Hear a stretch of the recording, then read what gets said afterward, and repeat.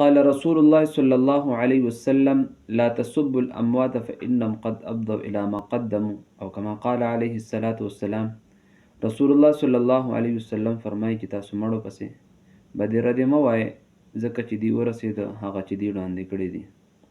اوس د دې حدیث مبارک نه علما کرام یو مسله مستنبط کوي چې د مړي غیبت کول دا حرام دي، او امام غزالی رحمه الله تعالی په دومره پور فرمایلی دي چې د مړي غیبت په نسبت د ژوندي سړي غیبت دا زیات سخت دي،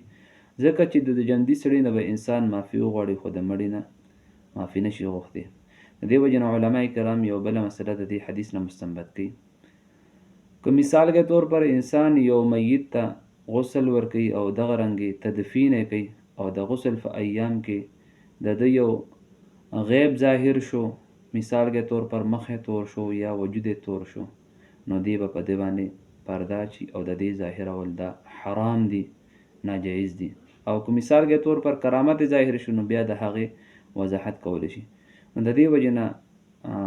ډیر کوشش پکار دی چې کم مسلمانان په حالت د ایمان کو وفات شوي دي نو د هغې غیبت نه لیکل پکار، د هغې نه احتراز پکار دی. که یو مثال کے طور پر یو انسان کافر دی په حالت د کفر کې وفات شوی نو که بیا د هغې غیبت وشي د هغه بدې ردې وویلی شي، لکه ابو جهل شو، عتبه شو، ابی ابن خلف شو وغیره وغیره، نو بیا یې کې څه کراهت نشته.